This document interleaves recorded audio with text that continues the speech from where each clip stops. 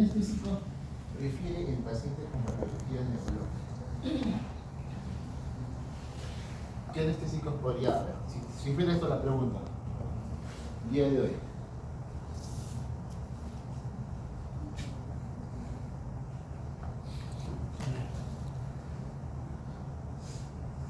Pasan a la siguiente. Ya, pasemos a la siguiente. ¿Qué anestésicos prefieren en pacientes con inestabilidad hemodinámica? Neurológico. Neurológica, ¿qué sería? Ya mira, no me digas el fármaco, dime más o menos una idea de esto. Pacientes neurológicos que tengan, no sé, Si estamos hablando de neurológico, estamos hablando de la cabeza. ajá. ¿Todos con ese tema? La cabeza. Entonces, si viene un paciente, por ejemplo, te voy a decir el caso ya. No sé, con un tumor, te dice, paciente acude por dolor de cabeza, cefalea intensa, bla bla bla bla bla bla bla. Se hace una tomografía en la cual sale un tumor en el temporal, localizado, qué sé yo. El paciente va a ser intervenido.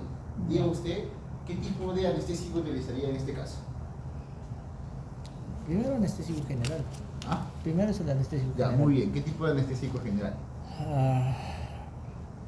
Tiopental podría ser. Tiopental. ¿Por qué? ¿Por qué sería? A ver, vamos. O en este caso, más o menos para que me entiendas. No me digas el fármaco, solamente razónalo así. A ver, doctor, el paciente tiene un tumor. Por lo tanto, ese tumor está haciendo que la presión intracraneal esté aumentando. Entonces, como que mi fármaco que voy a utilizar va a ser uno que no aumente la presión intracraneal, porque ya está incrementada la presión intracraneal. Si yo incremento más la presión intracraneal, voy a provocar un colapso en el paciente. Entonces, por ahí vamos. ¿Me entiendes la idea? Entonces, ¿qué fármaco no incrementa la presión intracraneal? Lo vamos a ver, no se desesperen, lo vamos a ver. Entonces, esa es la idea. ¿Sí? Muy bien. ¿Qué más? ¿Qué anestésicos prefieren en pacientes con inestabilidad hemodinámica? Cuando hablamos de inestabilidad hemodinámica, ¿nos estamos refiriendo a qué? ¿A que no puede comer? No, tiene que ¿A ver que no con, puede dormir? tiene que ver con la presión. Una hemorragia, pero ¿hemorragia qué provoca? Hipotensión. Shock. ¿Y cuando hablas de shock qué es? A nivel hipotensión. Cuando hablamos de inestabilidad, a partir de aquí para adelante, en el examen de NAAM, en el examen de accidentado, inestabilidad hemodinámica se refiere a presión baja, hipotensión.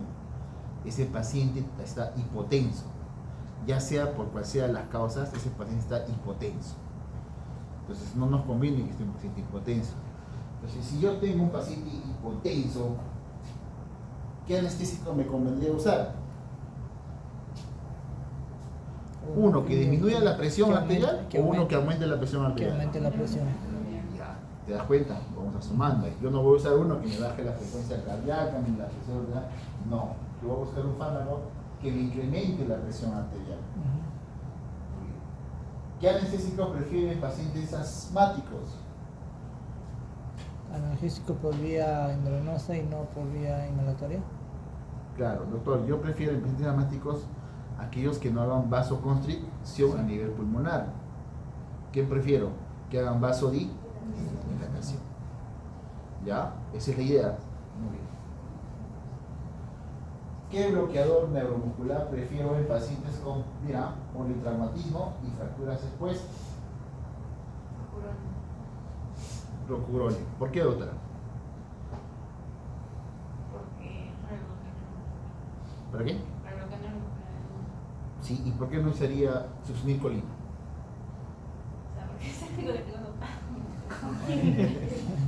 Alpatropio. No. Hay dos clasificaciones.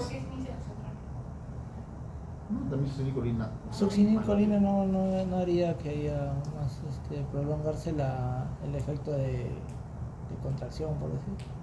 Contracción. ¿Por qué? Porque si se acuerdan, los bloqueantes neuromusculares hay dos tipos: despolarizantes y no despolarizantes, su clase de morfo, que lo han llevado, morfo 2 todavía.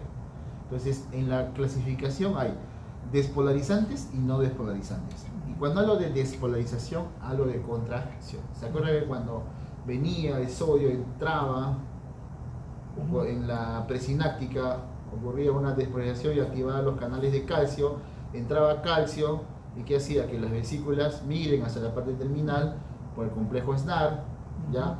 Y liberaba acetilcolina. La acetilcolina se acercaba a donde el receptor nicotínico, a la unidad alfa, y entraba sodio y salía potasio. Esa entrada de sodio provocaba en la postsináptica una despolarización, y esa despolarización viajaba por los túbulos T, ¿se acuerdan? Y habían sensores, dos sensores, uno de dihidropirina y el otro es de rianodina, ¿se acuerdan, no? De la rianodina, ¿qué hacía? El retículo sarcoplasmático liberaba calcio, y el calcio salía para la contracción. Toda esa fisiología es lo que provocaba la contracción. Si yo doy un fármaco despolarizante, en este caso la acetilcolina, este paciente que está con fracturas expuestas, enfermo por ejemplo, le voy a provocar contracciones, le voy a hacer doler mucho más, porque voy a provocar contracciones en él, fasciculaciones son llamadas. Entonces, usaría, como dice la doctora, becuronio, pancuronio, los no despolarizantes. ¿Ya? Muy bien. ¿Y qué analgésico se indicaría en pancreatitis aguda? Hay que es analgésico, no es anestésico. Analgésico. En una pancreatitis aguda. ¿Qué es una pancreatitis, doctor? No me das una inflamación del hígado, del páncreas.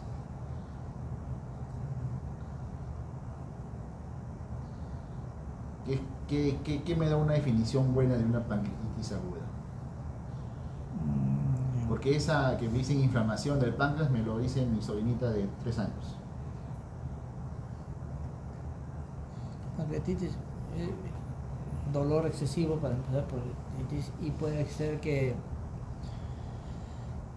¿cómo lo llamo esto?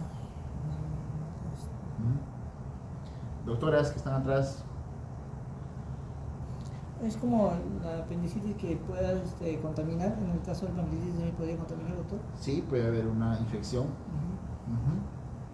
Ya, entonces, cuando hablamos de un tema de pancreatitis, la etiología, ¿por qué se origina pancreatitis en un paciente? ¿Cuál creen que sea la causa? Obstrucción del... Obstrucción es uno de ellos. ¿De qué, doctor? De la, del conducto... Dilo fuerte. Ya, muy bien. Cuando viene, por ejemplo, ustedes saben el tema de la... Ustedes saben de la vesícula que tiene su conducto llamado cístico, ¿sí o no? La vesícula. ¿Ya? La vesícula, cuando tiene piedritas, se llama ¿qué? Cálculos. ¿Cómo se llama? Litiasis vesicular.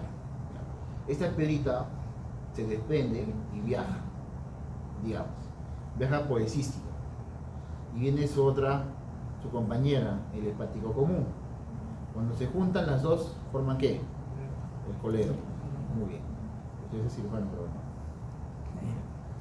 Colédoco. Sigue, ¿y hasta dónde llega el colédoco? Llega a la segunda parte del duodeno. A la segunda porción del duodeno. Sí. Muy bien, a la ampolla de Vater. Donde justamente se acuerdan que la primera porción tiene así y la segunda porción tiene esto. ¿Por qué? Por la cabeza del páncreas. Cuando hay una obstrucción y la piedra ha viajado y se obstruye justamente en esa zona, va a originar una inflamación a nivel del duodeno con la ampolla de Vater. Esta inflamación va a extenderse y va a ser una inflamación de la pancreatitis. Entonces va a originar una pancreatitis indirectamente. La otra en el Perú es el alcohólico. El alcohólico puede hacerte un tema de pancreatitis, el alcohólico crónico. ¿Ya? Entonces puede desencadenar. Pero vayamos a analgésicos. El tema del dolor de una pancreatitis es un dolor fuerte, un paciente que se encoge. Entonces, ¿con qué le voy a dar? ¿Paracetamol? No, podría ser tramador.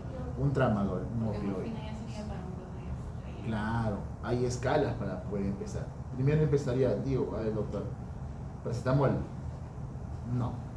Aine, ibuprofeno, no. Viene lo que vienen los opioides. Los opioides es el tramadol, ¿ya? Y si es que no da el tramadol, ya empieza a escalar, como opioide, morfina, buprenorfina, qué sé yo. ¿Sí? Así va el orden, una escala. No es que de frente te vas a opioides, a morfina, no. ¿Sí? Muy bien.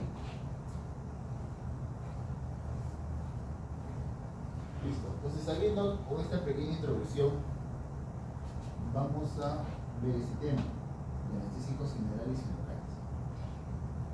Nosotros ustedes han tenido un tema de esto, de la fisiología, ya, de la parte inhibitoria. ¿Quién es el neurotransmisor inhibitorio por excelencia? GABA, ¿no? Muy bien. Supresor del sistema nervioso central. Entonces, en la fisiología va a tener sus receptores. El ion implicado en esta depresión del sistema nervioso central del GABA es el cloro. ¿Ya? En los excitatorios tenemos al glutamato, también podemos entender a las acetilcolina en este caso, ¿ya? Que va a provocar también temas de contracciones y todo eso. Muy bien. Esta parte de acá es esta la que yo quiero que ustedes se la aprendan. No se la aprendan, sino tengan noción de esto.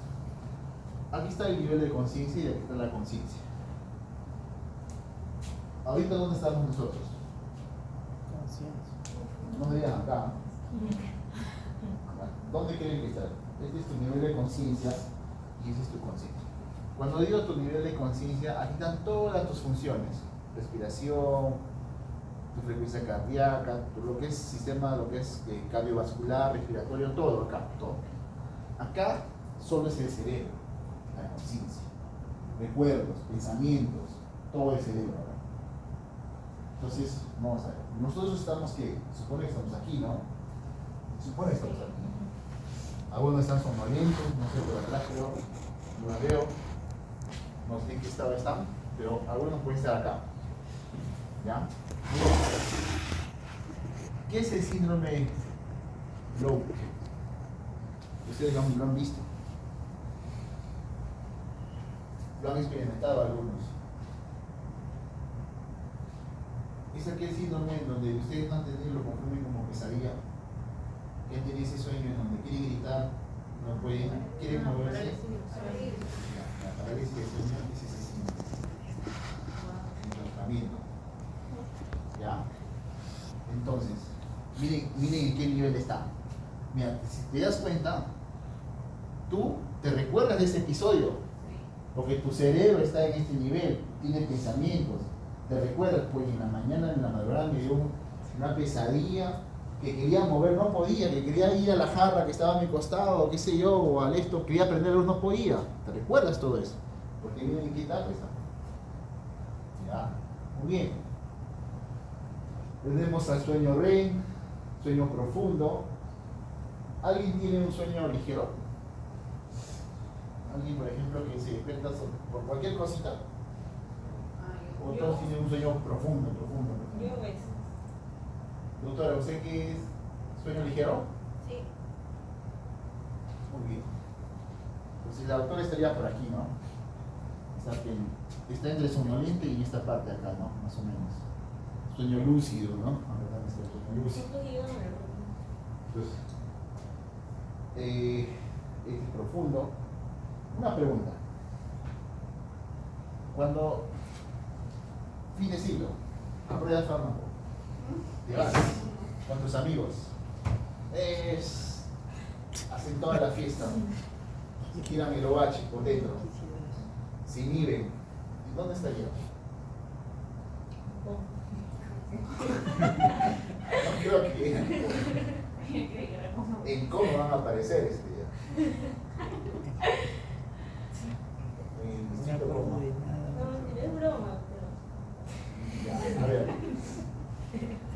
¿Dónde creen que estarían ustedes? Una persona alcoholizada. Conciencia mínima. Conciencia mínima. Ya, muy bien. El rey que. Sueño REM cuando duermes. Tu amigo ¿Una vez han tenido un amigo borrachito? Sí. Que se ha ido de esto, lo han levantado, a unos creo que se han pasado de la mano, lo han cacheteado. Sí. ¿Y ese recuerda? ¿Y se recuerda que lo han cacheteado? Sí. No se recuerda nada, ¿no? No se recuerda nada. Está acá en esta fase. Entonces, obviamente está respirando, doctor, obviamente está pues todo su sistema respiratorio, todo está normal, pero él en esta parte está acá. No se recuerda, está disminuyéndose la parte de la conciencia. No se acuerda. ¿Ya? Miren el paciente vegetativo, el paciente que todas sus funciones están estables, pero su cerebro ¿cómo está? No piensa, está muerto el cerebro. Pero, doctor, pero si estaría muerto no es, esta es la parte vegetativa. ¿Qué quiere decir? El paciente pues tiene todas sus funciones normales, pero ese cerebro que no responde. No tiene recuerdos, está en blanco, o roca seca, como quieras. ¿Ya? Pero miren la necesidad general, chicos, llega hasta esto sin ir a coma. Por eso el término coma inducido, que puede, de aquí puedes pasar acá sí. La anestesia general puede hacer eso, sí lo puede hacer. Por eso que en una operación uno no se acuerda. No se acuerda. Despierta cuando ya está todo operado, cuando está todo esto, ahí despierta. ¿Ya? Y también todas sus funciones a través de la máquina, la parte respiratoria, todo eso una máquina se encarga, ¿no? Ya pues sobre el tuban, todo eso. Esa es la necesidad general. Tenemos que llegar hasta ese estado de conciencia. Bajo tanto lo que es el nivel de conciencia como lo que es el cerebro también. Supresión del sistema nervioso central al máximo. ¿Sí? Pero sí llegar a coma. ¿Ya? Muy bien.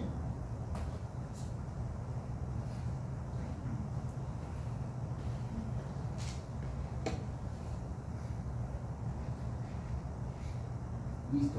Entonces, doctor, ¿qué temas yo tengo que saber mucho en esto, ¿no? O sea, yo he visto que mis compañeros habían mencionado que se les da anestésicos, se les da bloqueadores, se les da analgesia. ¿Por qué? ¿Por qué todo un cóctel para una operación?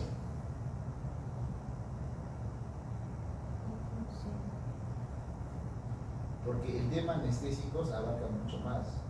Un anestésico no quiere decir que sea un analgésico, un bloqueador, no. Un anestésio cumple la función de qué? Hipnótico. Simplemente es eso. ¿Ya? Y entonces, ese pacientito que yo le voy a entrar a sala de operaciones, lo voy a aportar, va a sentir dolor, tengo que darle analgésico. Por eso se le da analgésico. Ese pacientito, cuando lo voy a intubar, mi cuerpo va a reaccionar fisiológicamente. Ustedes saben, me dice el dedo, ¿qué va a pasar? Me van a vomitar, ¿no? Es el reflejo de las náuseas. ¿Por qué? Porque lo están estimulando. Entonces es normal. Cuando me van a intubar y no bloqueo eso, también en plena sala de operaciones voy a empezar. Tengo que bloquear. Por eso se utilizan bloqueadores neuromusculares, para evitar ese reflejo, para que se pueda intubar al paciente. ¿Ya? Entonces, todo eso engloba lo que es las fases de la anestesia, en una cirugía, todo eso. Y hay una película que les recomiendo que lo vean, que es Sin Anestesia, o Sin Anestesia. ¿Ya? ¿En qué consiste esta peli? Este pacientito que iba a ser creo que iba a ser, a ver, hace tiempo de esto, le iban a cambiar el corazón, creo que tenía una patología cardíaca. ¿Ya? Entra y justamente el anestesiólogo entra borrachito. Y este pacientito solamente lo ha inducido, ha hecho en la parte de inducción, mas no le dio analgésicos, no le dio todo eso. Entonces este pacientito ha estado despierto toda la operación, ha sentido, ha escuchado las conversaciones, ha sentido el dolor, pero no se podía mover, no podía gritar. Entonces, ¿qué quiere decir? Pues si nosotros regresaríamos a este paciente, ¿qué hubiéramos hecho? O sea, ¿dónde estaría este paciente? Que ha sentido todo, se recuerda de todo, ¿Dónde estaría? Pero no se podía mover. Sí, sí, Conciencia mínima. No. No. Digo, sí, ¿no?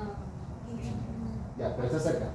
Estaría más a este lado, estaría a este lado, o a este lado, o a este lado, o a este lado. No solamente 4, ¿ya? ¿Dónde está? Aquí, aquí, aquí o aquí. ¿Dónde creen?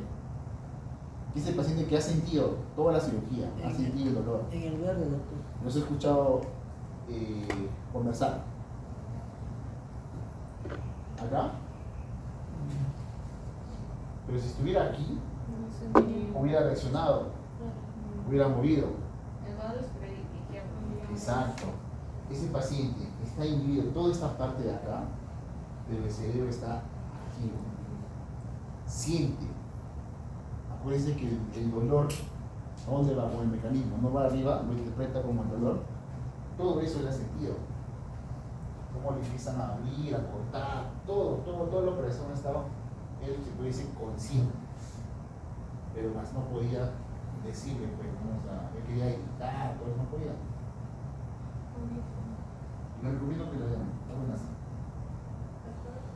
Entonces, en lo que es la anestesia, va a ocurrir pues fases, ¿no? La fase preoperatoria, que es la fase de indagar los antecedentes del paciente, ¿ya? Saber la historia, eso es muy importante. ¿Qué tipo de alergias tiene? ¿Ya? ¿Cuántas operaciones ha tenido? Si tiene una comorbilidad, utilizo, ustedes ya han visto en la exposición el término ASA, ASA 1, 2, 3, 4. ¿Ya? Todo esto es antes. Una vez que yo determino, entonces voy a la fase de inducción. ¿Ya? En la fase de inducción es obviamente que al paciente ya lo estoy induciendo en la fase hipnótica. El propofol es el más utilizado. Vía solamente. ¿Ya? El propofol es el más utilizado. Ahora el propofol también tiene contraindicaciones que lo vamos a ver. ¿Qué más? Es la etapa de también inyectar analgesia. También, ¿qué más? Bloqueadores, ¿ya? Neuromusculares. Y la fase de mantenimiento. Una vez que pase eso, viene la fase de mantenimiento. Y la fase de mantenimiento, ¿qué quiere decir? ¿Qué es la fase de mantenimiento? Es donde el pacientito, ¿en qué fase operamos ya la cirugía? ¿Aquí? ¿Y empieza la cirugía? No, la cirugía empieza aquí, en la fase de mantenimiento. Ahí recién empieza a cortar. Ahí recién empieza a cortar. ¿Ya? ¿Por qué, doctor? Porque obviamente tienes que esperar a que haga respuesta. ¿Y cómo hace el cirujano? Agarra la pinza y le pincha en la piel al paciente fuerte con la pinza. No siente, porque no hay respuesta. Entonces empieza a abrir. Pero si sintiera, le dice no, todavía no, esperamos un poquito más. Así se hace. Ahí lo van a ver cuando estén en sala. Ya, van a ganarse eso. Entonces, en la parte de mantenimiento, chicos, ¿cómo hago? Utilizo ¿qué? Inhalación. Puesto que el paciente está ahí inhalando. Y ahí vienen los anestésicos en la tratamiento. ¿Ya? Esto de aquí va a depender mucho. ¿De qué? Del tipo de cirugía. ¿Ya? Todo lo pasa a líquido, vaporizaciones. Este paciente que va a estar inhalando el gas inhalatorio, pues, doctor, se complica la operación, ¿qué hago? No haces nada, simplemente prolongas la etapa de mantenimiento. Nada más, está en la etapa de mantenimiento. Por eso que el anestesiólogo le pregunta, cuando hay una complicación, doctor, ¿media hora más? No, mucho, unos 20 minutos más. Entonces no le da una dosis más de propofol, puede utilizar solamente el inhalatorio, dependiendo de la cirugía cuánto es. Doctor, ¿y qué cirugías duran más tiempo? Los trasplantes duran mucho más tiempo.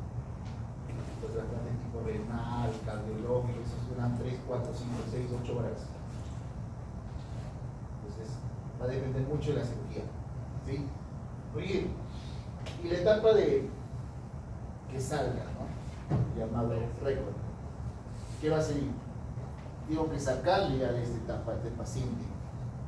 ¿Ya? Tengo que sacar. Entonces, ¿con cuál? Atropina. ¿Ya? Atropina. Muy bien.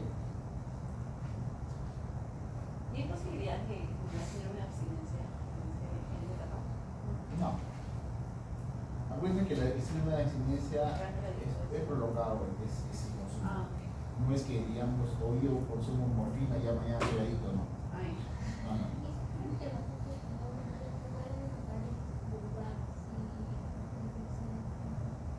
Se tiene que ir.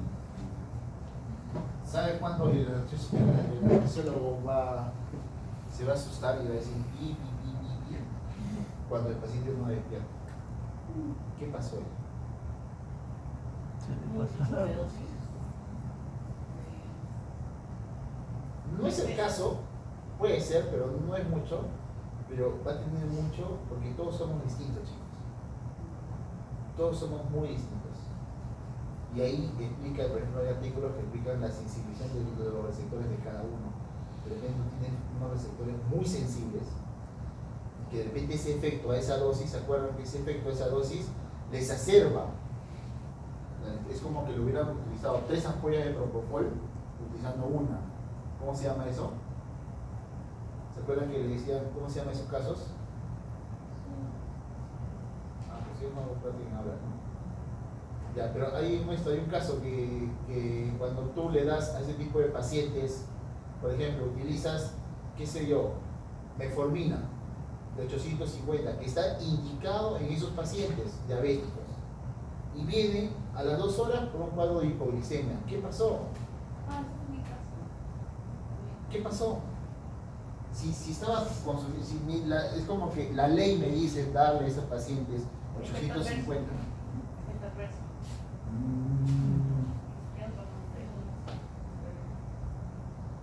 ¿Qué tipo sería? Es un efecto adverso, pero ¿qué tipo es? A, B, C, D. ¿Y cerro? No sé, dígame. ¿Ya tiene su examen? Sí. A esa dosis reacciona exageradamente.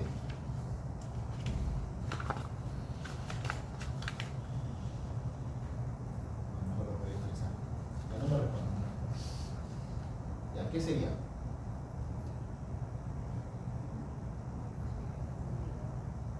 ¿Qué es categoría A? ¿Aumento de dosis? ¿Ah? Ya, pero ¿qué? O sea, tú, porque va a originar aumento, significa que es que le vas a dar 1000 en vez de 850. Aumento es respuesta a la dosis. Aumento es respuesta a la dosis. ¿Qué quiere decir?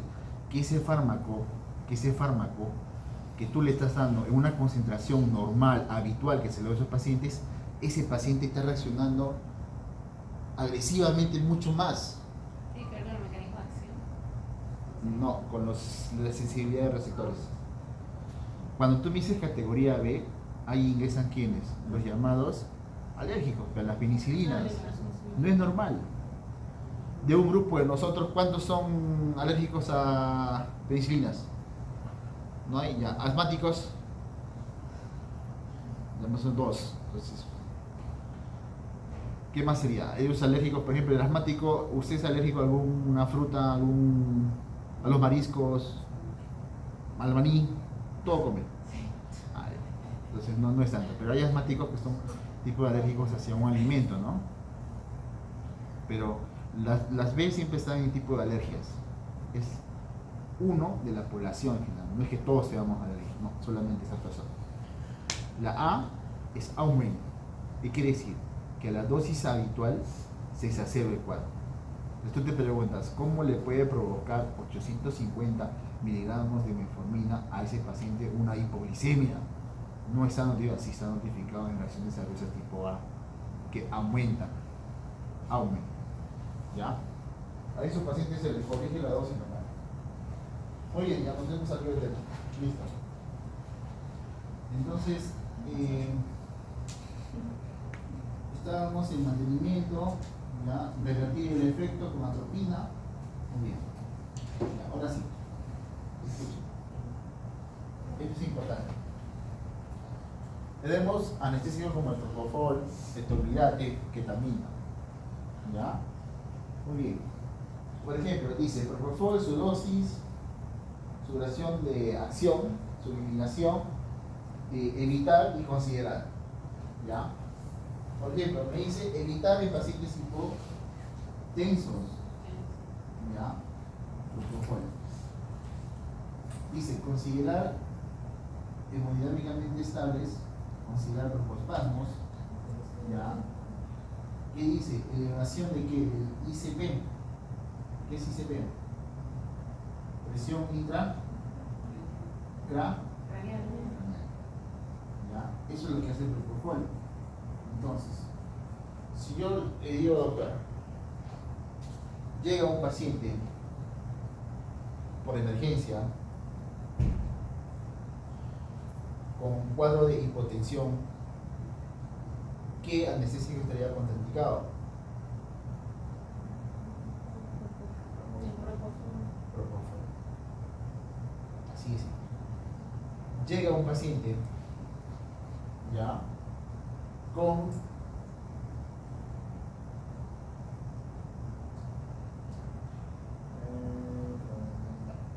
llega un paciente que llega de emergencia un pacientito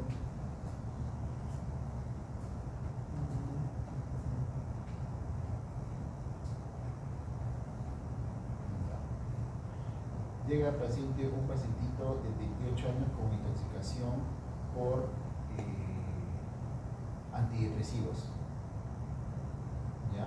El paciente se ve somnoliento, no responde a estímulos oculares, no responde a estímulos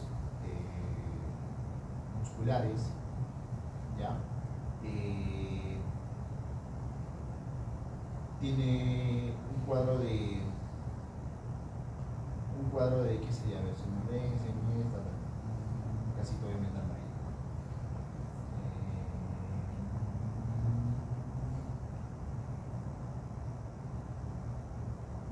Ya está. Borra eso. Paciente de 28 años llega por un accidente de tránsitos, el cual tiene una hemorragia cerebral, ¿ya? Tiene que ser intervenido inmediatamente. Diga usted qué anestésico estaría contraindicándolo. Paciente en un accidente de tránsito llega, tiene una hemorragia cerebral, es diagnosticada, hace una tomografía y confirma el diagnóstico y tiene que entrar a la sala de operaciones. Me preguntan, ¿qué tipo de anestésico estaría contraindicado en dicho paciente?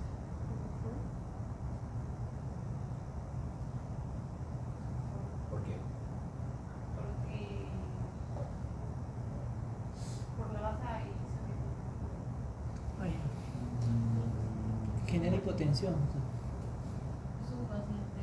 Ese paciente perdió sangre y tiene un cuadro de Tiene una hipotensión. hemorragia, no perdió sangre, no está en hipotensión. Ahí. Vamos a ver. Hay una hemorragia cerebral. ¿Ya? Su presión intracraneal se está incrementando. Sí, ¿Ya? Pero la presión intracraneal no está incrementándose muy rápido. ¿Por qué? Porque una cosa es que sea una hemorragia cerebral y es líquido, ese líquido puede expandirse, puede irse por otras zonas, a un tumor que es masa, que sí va a ser un incremento significativo de la presión intracraneal. ¿Me dejo entender? Ya, es una hemorragia, ya sea una arteria, que sea.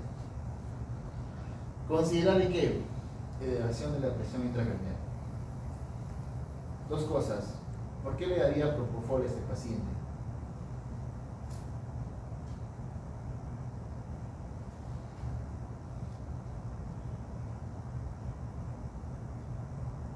Tiene una hemorragia. ¿Y qué hace el propofol? Para estabilizar la hemodinámica y la presión. No, considerar Ah, ya, no. Ya. Cuando yo leo la presión intracraneal, para que tú veas la presión, ¿qué haces? ¿Vasodilatación o vasoconstricción? Vasoconstricción. Para elevar una presión, ¿qué haces? ¿Vasoconstricción o vasodilatación? Vasoconstricción. Es lo mismo aplica a nivel de la cabeza. Si yo quiero incrementar, porque hay una hemorragia en la vasoconstricción, ¿qué voy a hacer? Voy a hacer vasoconstricción, que me va a permitir disminuir un poco el sangrado. Pero estoy con vasoconstricción. No estoy vasodilatando, sino se va a salir mucho la sangre. ¿Se dan cuenta? En caso de hemorrágico podría utilizar, por ejemplo, el propofol. Muy distinto es, por ejemplo, en asmáticos. ¿Cuál es indicado para asmáticos? Ahí lo dice. Ketamina. No le puedo originar propofol a los asmáticos. No. ¿Ya? No se le da propofol a los asmáticos. ¿Qué más también? Evitar en quién, por la parte contraria, que dice evitar que en pacientes hipertensos la ketamina, ¿no? Evitar en pacientes hipertensos. Viene un paciente con un caso, por ejemplo, le viene y viene la presión que está elevadísima, toma su medicamento, el cual no le está controlando, entra por un cuadro de que, pongamos, se le rompió un aneurisma, tiene antecedente de hipertensión, no te sea ketamina en este caso. ¿Ya? Ojo con eso. Bien. Doctor, No se da ketamina. No se da. Evitar. Por eso dice evitar. Tómenle foto de eso. Dime. ¿cómo si un paciente que está, digamos, inconsciente, y cómo sé yo si puedo administrarle ketamina, y cómo yo sé que ese paciente es asmático? ¿Hay una prueba o algo? O sea, para elegir el anestésico Bien. ideal. Un paciente que llega inconsciente. Tú no sabes, no es familiar ni nada, te lo traen Y necesitas y necesita que no sé, operarse. operarse, claro. Ya, necesita operarse por emergencia. Es muy frecuente ese tipo de Claro. casos. ¿Cómo eliges, no? O sea, el anestésico ideal para ese paciente? Ya. Pongamos en el caso del doctor. Doctor, llega un paciente que yo no lo conozco, está inconsciente. Ya, está inconsciente y necesita operarse. ¿Qué hago? ¿Espero que venga un familiar? ¿O lo opero? Tiene que consentir a alguien a firmar el consentimiento. No hay. El paciente está a morir. Pues, que va a riesgo para el médico y todo. ¿Mm? O sea, riesgo para el médico, si se muere. ¿Qué hago? Lo estabiliza. No, pues la única solución es esperar. Imagínate, ve ese paciente está inconsciente por una hemorragia interna. Ha perdido mucha sangre ya. Esperar que alguien me firme el consentimiento informado será para que muera. Ya. ¿Qué hago? Pero Lo opero. Pero, y ahora, Ahora, vamos a ver. Doctor, pero ahora, ¿qué tipo de fármaco utilizaría usted? Yo no sé esto, o sea. Obviamente tú tienes que averiguar la inconsciencia. Uno, automáticamente le pides una tomografía total, de la cabeza, todo, porque no lo conoces. Vas a tratar la emergencia, no vas a tratar cómo se llama, digamos, si ese paciente es alérgico, nada. Vas a tratar la emergencia, enfócate en la emergencia. Viene cabeza normal, si tiene una hemorragia interna, listo, operar a la sala y entra todo eso. ¿Qué tipo de anestésico utilizaría en ese caso, doctor? De repente podría ser, no sé, depende de este paciente sea hipertenso y le puedo dar, tú tienes que utilizar en esta vida el menos se podría decir que da efectos secundarios, así sea cualquier esto. ¿Y cuál es el menos que da efectos secundarios? ¿Cuál es el anestésico que tiene más seguro y menos efectos secundarios?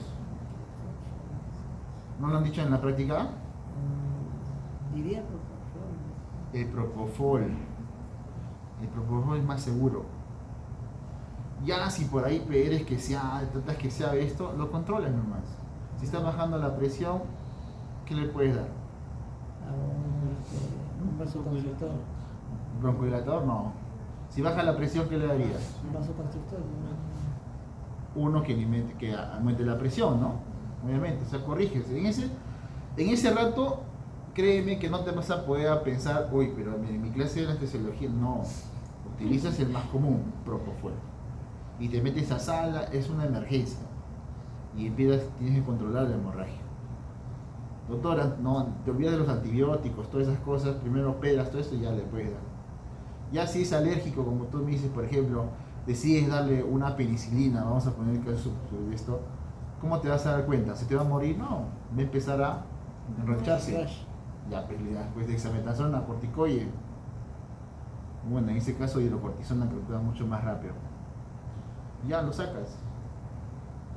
Si le da hipotensión, adrenalina. Hipotensión lo sacas, le pones ¿qué? Suero. Le aumentas Claro. Le aumentas No pienses mucho, o sea, cuando quieres a una persona, no pienses en sus antecedentes de persona. Piensa en la emergencia. En la emergencia, sea como sea, la emergencia. Enfócate en la emergencia. Si en ese momento no, que es alérgico a esto, no, nada. ¿Ya? Muy bien. ¿Alguna pregunta, doctor? Listo, chicos. Entonces tenemos a los asmáticos, bueno, en ketamina, ¿ya? Succinilcolina, ¿qué dice esto? ¿Qué dice esto? Esto lo saben preguntar mucho. Succinilcolina, ¿qué era? Era un bloqueador de lo muscular de tipo despolarizante, lo que despolariza. ¿Ya? Es el único. ¿Qué provoca? Esto lo saben preguntar, siempre lo preguntan, siempre. Hipertermia maligna. Y no es el único asociado a la hipertermia maligna este tipo de bloqueador, porque hay anestésicos que debutan con hipertermia maligna. ¿Cuáles son? El Propofol también causa hipertermia maligna. Propofol no. En paciente con distonía miotónica, creo que lo leímos. No, Propofol no está con hipertermia maligna. Son una clase de anestésicos y una clase de bloqueantes. Ya les he dicho, ya un bloqueante, ¿no? Pero ¿cuáles son los anestésicos que causan hipertermia maligna? Ya han hecho, ¿no? Ya han hecho esa parte de anestésicos, ¿no? Ya han hecho eso. ¿Quién expuso anestésicos? Nosotros, Aquí. Ya. Dime, entonces. Alotano. Sevoflurano. ¿Qué son? Isoflurano. ¿Qué son? Inhalatorio. Anestésicos inhalatorios. Ellos son los que provocan hipertermia maligna. Doctora, ¿y cómo se da cuenta usted que tiene hipertermia maligna? ¿Hay alguna prueba?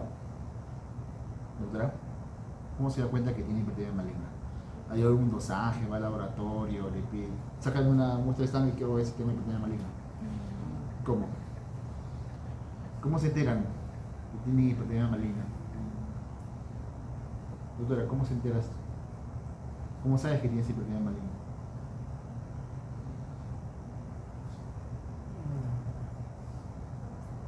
¿Alguien, doctor? ¿Nada? ¿Doctoras?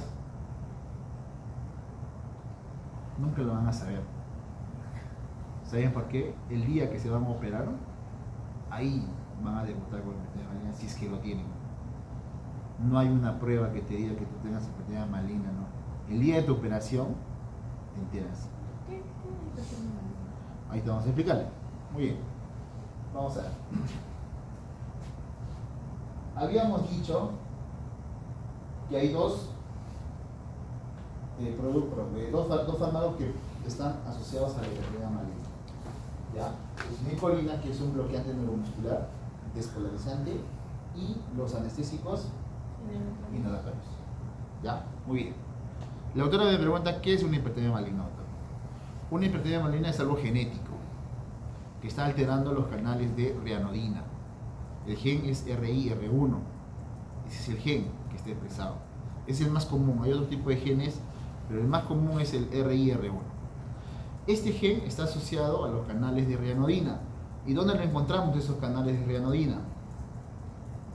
Muy bien, en el retículo sarcoplasmático. Entonces, ¿qué va a pasar? ¿Se acuerdan de la fisiología que hace un ratito les he dicho? ¿Ya? ¿Se acuerdan que les había mencionado que viene la acetilcolina, se junta con el nicotínico hace despolarización, esa despolarización viaja por los túbulos T y se encuentra con los sensores de calcio, que es la renodina y dihidropirina. Por lo tanto, se activa y sale del retículo sarcoplasmático grandes cantidades de calcio. ¿Se acuerdan su morfo 2? ¿Sí o no? Estas grandes cantidades de calcio salen y provocan contracción. En la hipertermia maligna, ese canal de renodina está alterado. Es como que si ese anestésico viene y lo exacerba porque está modificado. Y al venir este anestésico lo va a exacerbar y va a salir grandes cantidades de calcio. Masivamente va a salir. Esas grandes cantidades de calcio en tu cuerpo no está bien. ¿Qué va a pasar? Va a ocurrir una hipermetabolización, ¿ya? Y esa hipermetabolización se va a convertir en calor, en energía. Por eso viene de hipertermia. El pacientito, ¿qué va a pasar? Va a incrementar su temperatura. No va a ser normal en una sala de operaciones que incremente su temperatura. Por eso que los pacientitos, cuando son operados, ¿qué tienen? ¿Qué le colocan? Un parche. Acá, exclusivamente para medir la temperatura. Lo acuestan y eso va acoplado a un monitor. ¿Ya? Entonces, esa hipermetabolización, ¿qué va a pasar? La célula, que va a estar a grandes cantidades de calcio, va a llegar un momento en que va a pasar esto. Se va a romper. Las células se rompen, explotan. Y al momento de hacer esto, ¿qué pierden? ¿Cuál es el ion intracelular o el catión intracelular más abundante que tenemos? Potasio. Doctor, ¿qué va a pasar entonces? Al romperse esto, sale potasio. Va a ocurrir una hipercalemia severa. La hipercalemia severa, ¿qué va a pasar?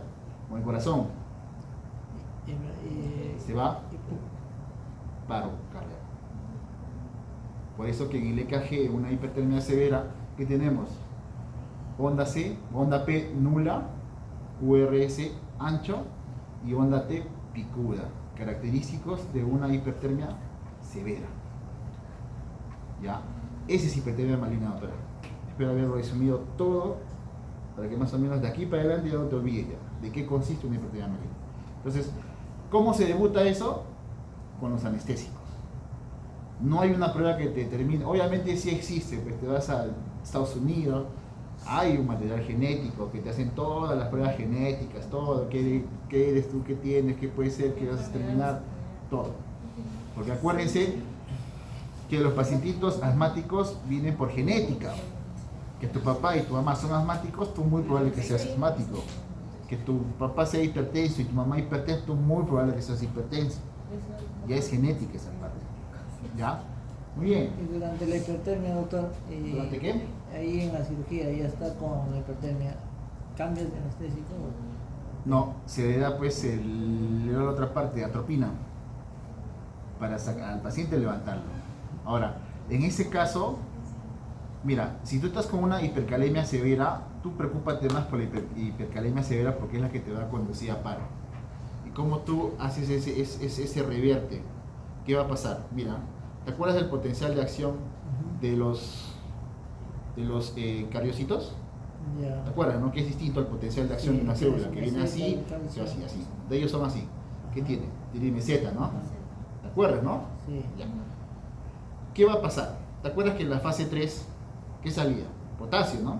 Ya. ¿Te acuerdas, no? La fase 0, despolarización, viene la fase 1, la fase 2 meseta y la fase 3, y la fase reposo. ¿Sí? Ya. Sígueme, no te... Mira. La fase 3, ¿qué va a pasar? Sale potasio. ¿Sí o no? Grandes cantidades de potasio. En un estado de una hipercalemia severa, ¿el potasio va a poder salir? No va a poder salir. ¿Por qué? Porque hay grandes concentraciones de potasio. Y al no salir, ¿qué va a pasar? Se va a pasar lento. Y no conviene que sea lento. Para eso das un fármaco, que es el gluconato de calcio. ¿Para qué? Para elevar el potencial umbral. Y ahí no dejas que el corazón entre en paro, como que le das chance. Esa es la implicación de por qué primero la hipercalemia, después corriges la otra parte, pero primero la hipercalemia. ¿Ya? Muy bien.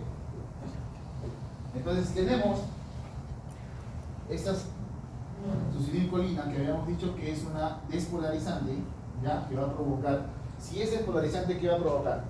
Contracciones, ¿sí o no? Y esas contracciones se van a llamar fasciculación. Van a ver ahorita cómo es una fasciculación. ¿Ya?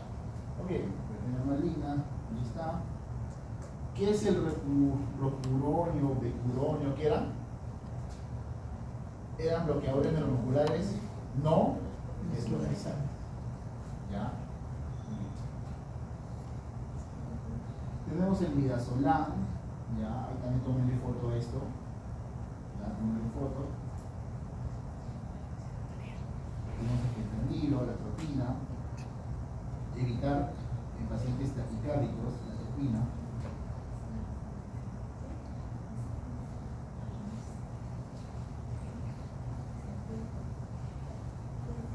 ¿Sí? ¿Qué esquiva? ¿Qué esquiva? Administración vía intravenosa de acción total. Muy bien. Muy bien. Ya, es administración de anestésicos vía intravenosa.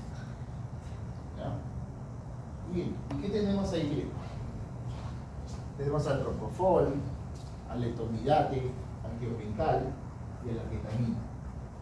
Y tenemos a la dexmedetomidina. ¿Ya?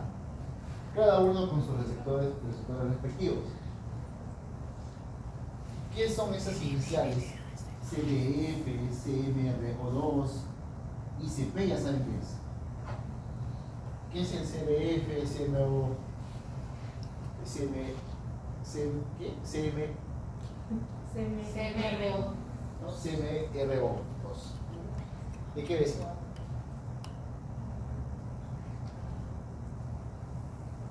El IPC ya lo conoce. ¿Ya? El CBF es el flujo que hay a nivel cerebral. Y el otro, el CMRO2, es la cantidad o la concentración de oxígeno que hay a nivel cerebral. ¿Qué va a pasar? Mira, que el propofol, el letomidate y el tiopental a nivel de GABA va a provocar una reducción de estos valores, de estos factores. Ya, va a provocar. Entonces, si le viene un caso clínico, paciente que hace 3 horas sufre un ACV isquémico a nivel cerebral, indique usted el tipo de anestésico que le podía dar. O mejor dicho, el tipo de anestésico contraindicado a ese tipo de pacientes. Mejor.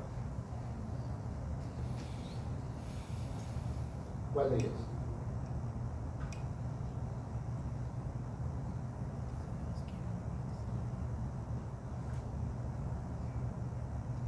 ¿Puede recordar? Propofol. ¿Por qué?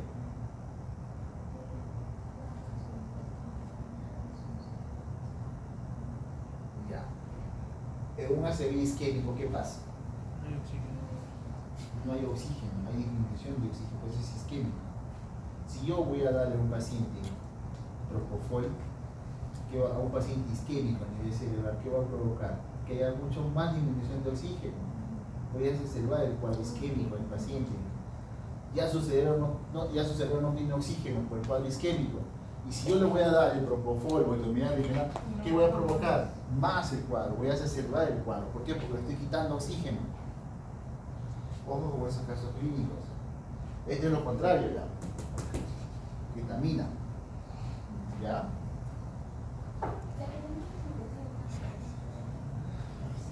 Es más, que está asociado también a un proceso de disociación. ¿Cuál es el anestésico que hace el síndrome de disociación? ¿Cuál es? Sí, lo he dicho. ¿Pero por qué? Porque ¿qué es el síndrome de disociación? Yo sé que lo han escuchado, pero no con ese nombre. Disociación. Síndrome de disociación. Son las llamadas alucinaciones. alucinaciones. Y la ketamina provoca alucinaciones. ¿Ya? ¿Cuál es ese término? Síndrome de disociación, que es lo mismo de alucinaciones. Para chismear nomás, ¿con quién iba a practicar ahora?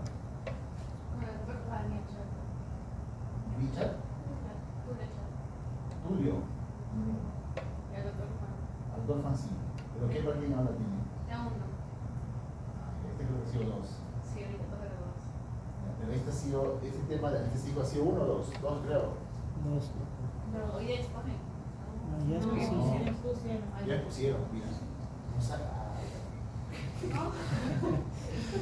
Ya pusieron, ya. La semana anterior pusieron anestésicos Sí. generales y locales. Vino con anticonvulsivantes, si no me equivoco. No.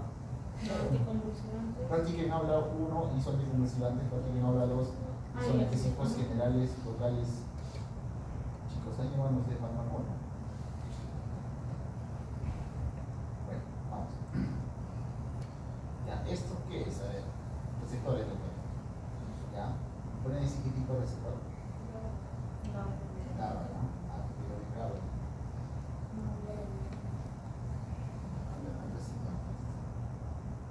Ya, miren, los anestésicos inhalatorios, como el sevoflurano, teflurano, alotano, que el doctor lo contestó, ya, isoflurano, ¿qué van a provocar? Miren lo que provocan. Esto de aquí, esta flechita que está acá,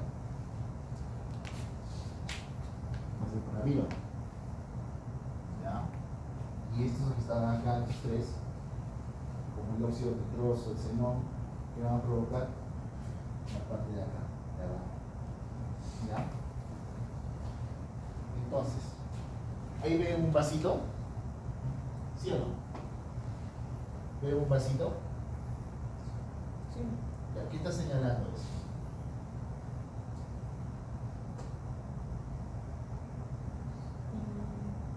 ¿Qué señala eso?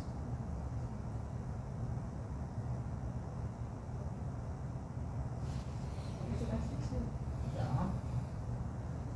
O sea, para que me entiendas. Ya. Pero vamos con esto. Mira esto y mira esta arteria. Mira esta arteria y mira esta arteria.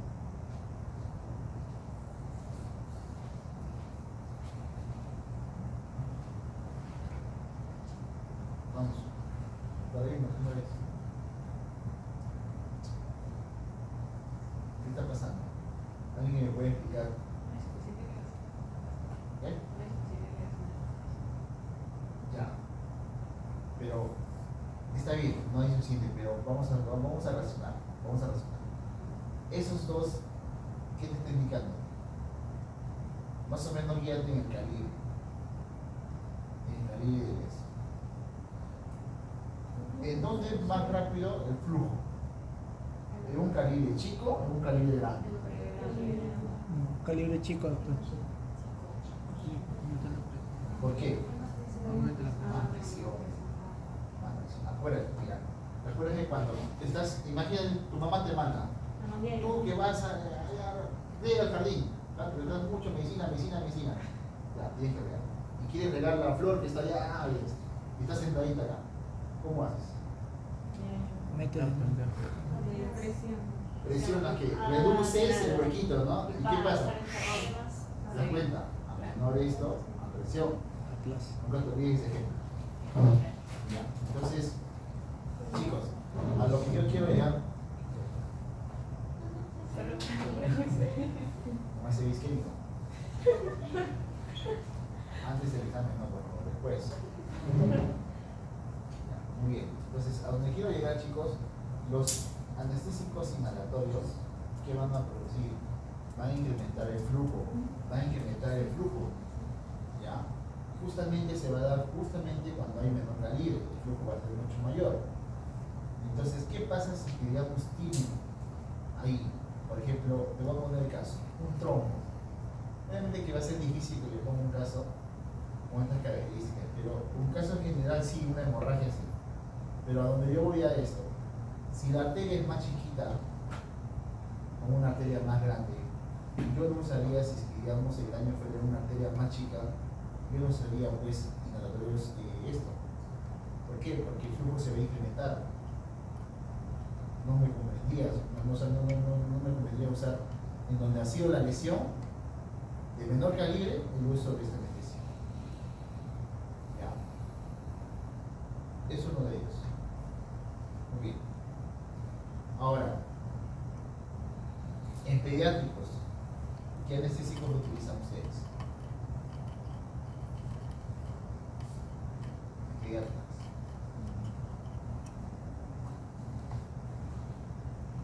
¿Cuál cree? Doctor, que expuso pediátricos. ¿No expusieron pediátricos? No, tengo. Embarazadas. Imagínate que hay una embarazada que tiene 32 semanas de gestación, tienes que operarla. Eso sí ¿Qué me acuerdo. anestesésico utilizas?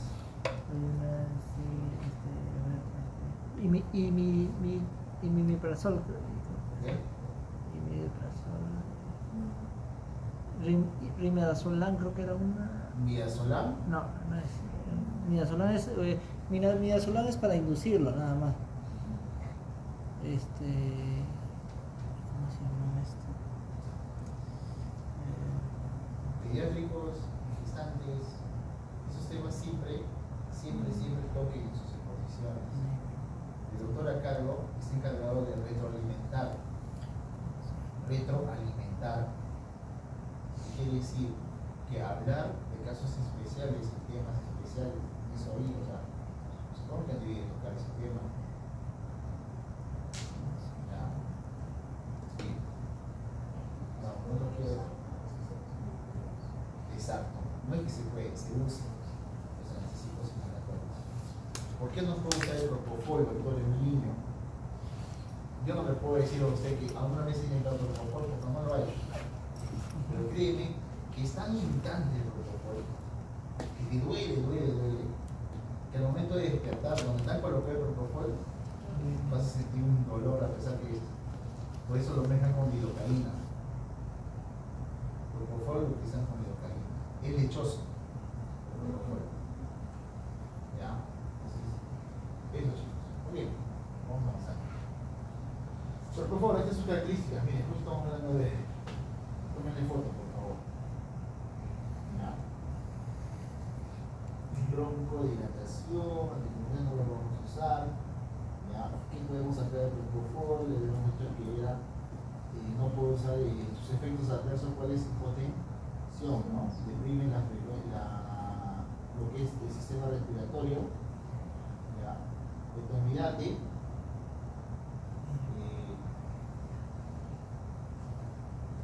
es de rápido efecto, ¿ya? No hay, ¿cómo se llama? Dice ahí, paciente con... Decrece, mira, el etomidate, ¿qué va a hacer? Tengan mucho cuidado con este dato. ¿Ya? Y también los besos no que es un anticonvul.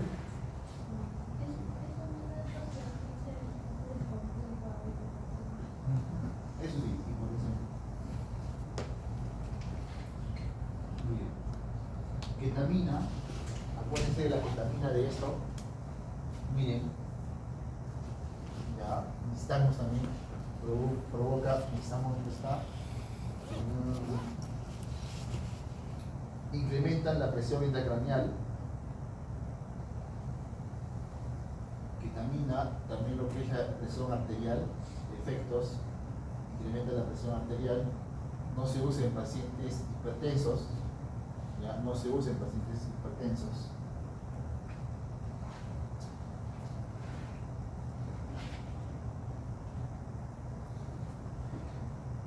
El método lexital, lo único que tienen que saber que sus efectos adversos de este medicamento es que está contraindicado sí o sí en pacientes con porfiria.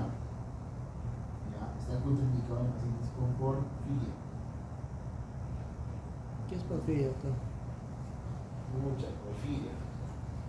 Después, te explico qué es porfiria. Porque tiene un poco de patología renal, ¿ya?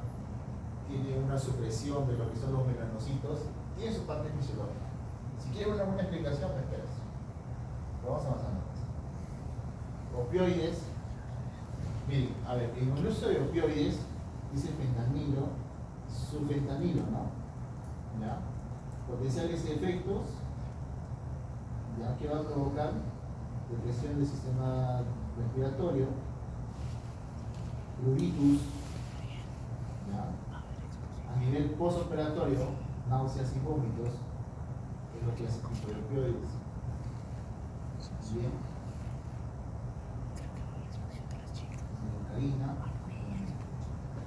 Eso sí, toman una foto.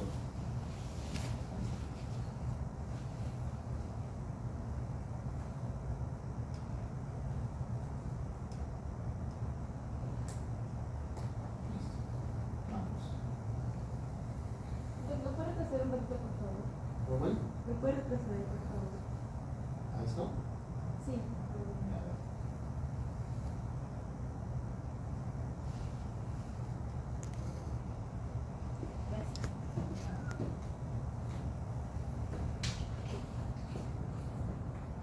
Presten atención. Miren el caso 1.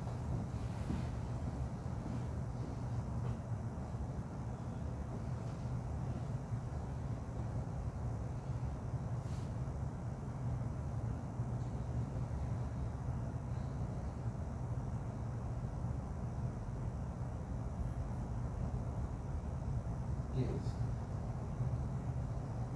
¿Ha visto su nombre de papá? ¿Qué es? Una mañana como en el video grupo, el paciente vio su nota de fármaco. Para bien, ¿no? Sacó un 20, por eso sí. Bien. ¿Qué creen que sería? A ver, ¿Qué anestésico o qué?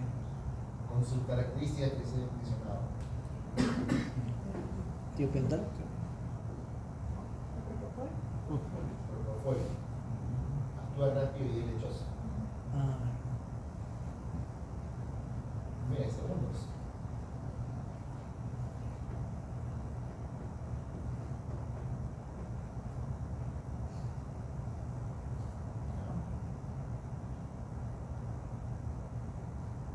Muy bien. Me había olvidado mencionarles un poquito. He pasado rapidito. Lo que es anestésicos locales se está usando mucho en lo que es pediátricos. ¿Con qué finalidad? Bloqueo. Ustedes, ¿y dónde lo utilizan más? En el hospital de niños. En pacientitos pediátricos que han sido operados de brazo, pierna, en ellos se les pone bloqueo. ¿Por qué, doctor? Porque que el dolor es terrible cuando duele el pierna. ¿Qué va a pasar? Le bloquean. Por ejemplo, una fractura de estiva, le bloquean ese nervio. Ya no siente el dolor. Pero ¿saben cuál va a ser la dificultad? ¿Cuál creen que sería la dificultad? Para el niño al despertar, ¿qué va a hacer el niño? Despierta y primero quiere ver todas sus partes, pues, ¿no? Entonces, ¿qué va a pasar? Esta mano no le va a responder. Está aquí. No lo reconoce, no puede ver. Pero se le tiene que avisar a los papás, se le tiene que decir, no despierte, digo, que por la operación la manito también no se puede mover. Explicándole bonito, pero el niño se va a empezar a desesperar. No puede decir que su mano le han cortado, porque no es, no hay función, no hay nada. Y que eso es transitorio, sí, máximo 48 horas hasta 32 horas. Máximo. Que va a recuperar poco a poco. Sí, efectivamente, después de 48 horas ya el niño puede mover su manito, todo eso. ¿Sí? O esa finalidad hacen el bloqueo del nervio. ¿Ya? El mejor bloqueo que se utiliza en esto es la lidocaína. Muy bien. Explicándole eso, ya habíamos visto esto.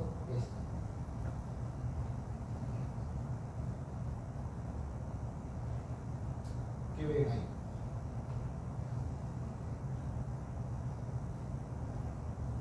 está atrofiado los miembros inferiores.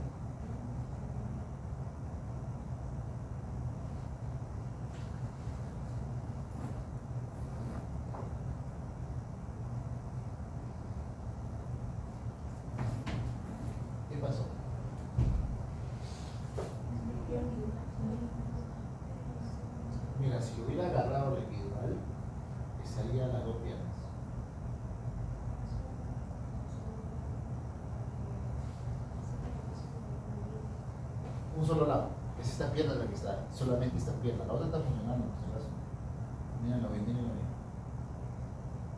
No, ¿ves? Solo una patita está arrastrando. ¿Ya?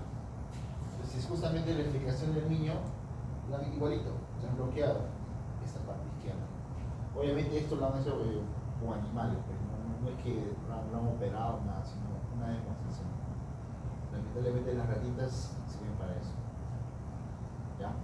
Ya no se trabaja con animales, ¿no? Pero veterinarios sí trabajan con animales. Muy bien. Bloqueadores. Esto rapidito, ya los habíamos mencionado. Muy bien. Acuérdense que los despolarizantes hacen dos fases. ¿Por qué? Porque son obviamente despolarizantes, originan una despolarización. En la fase 1 ocurre la llamada fase Q, naciones. ¿Ya? Y en la fase 2 es donde ya el receptor ha dejado de sensibilizarse. ¿Qué quiere decir esto? Que cuando viene la acetilcolina, ya activa este receptor. Al activar, automáticamente entra el sodio, y al entrar el sodio, ¿qué origina? Despolarización. Entonces, va a excitar mucho a este receptor, que va a llegar un momento en que este receptor ya no le va a hacer caso, lo va a desensibilizar, por lo tanto ya no va a hacer efecto, y se la fase 2, donde ya netamente ocurre la parálisis.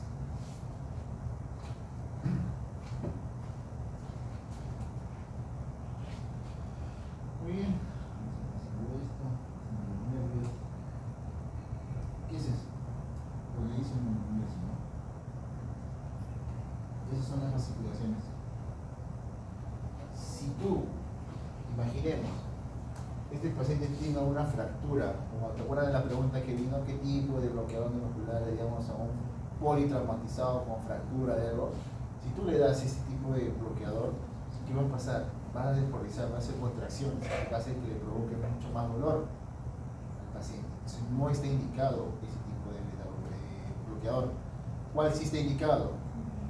No despolarizantes, de puronio, que provoca contracción. Y a un paciente que está con fractura empieza a provocar contracción. Ustedes han agarrado a un familiar que esté fracturado del brazo, la han intentado agarrar. ¿Qué dice, doctor? ¿Usted que tiene experiencia? Grita, ¿no? Es igualito. Si tú le pones un bloqueador a este paciente despolarizante, va a gritar, porque está provocando contracciones en la lesión. No debería hacer eso. ¿Sí?